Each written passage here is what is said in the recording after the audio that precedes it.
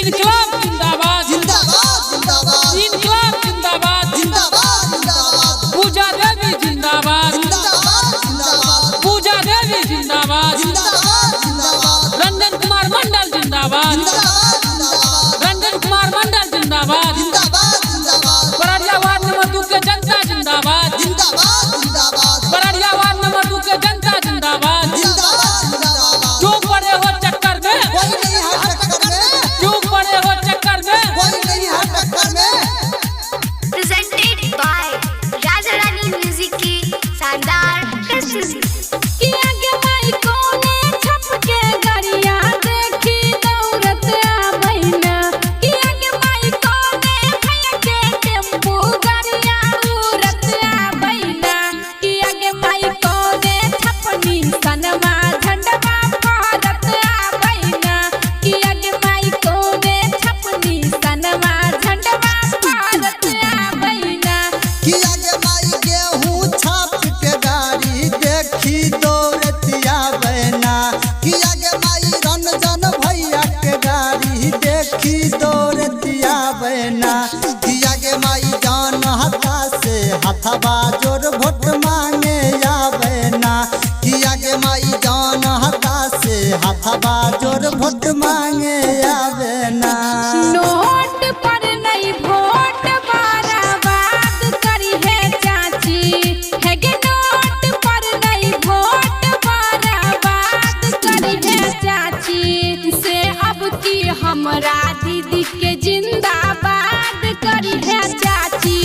गे अब की हमरा दीदी के जिंदाबाद करी है चाची के माई कोने भैया घूमा हाथिन गलिए गलिए ना किया के माई कोने भैया घूमा हाथिन गलिए गलिए ना किया के माई की नाका से हथवा जोर भट मांगा हाथिन ना किया के माई की नाका से हथवा जोर भट मांगा हाथिन ना किया के माई पूजा देवी घूम हथिन घरे घरे ना किया के माई पूजा देवी घूम हथिन घरे घरे ना किया के माई जान हता से हथवा जोर वोट मांगे आवे ना किया के माई जान हता से हथवा जोर वोट मांगे आवे ना। गलिए गलिए घूमै छथि देखू पूजा बहिन गलिए गलिए घूमै छथि देखू पूजा बहिन लके अपन छाप के निशान हो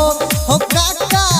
लके अपन छाप के निशान हो। किया के माई कोने पानी चतवस दीदी खार हाथिन ना किया के माई कोने पान चतवस दीदी खार हाथिन ना किया के माई कोने पद के करमठ उम्मीदवार हाथिन ना किया के माई कोने पद के करमठ उम्मीदवार हाथिन ना किया के माई कौआ को वार्ड नंबर 2 से खार छथिन ना किया के माई कौआ को वार्ड नंबर 2 से खार छथिन ना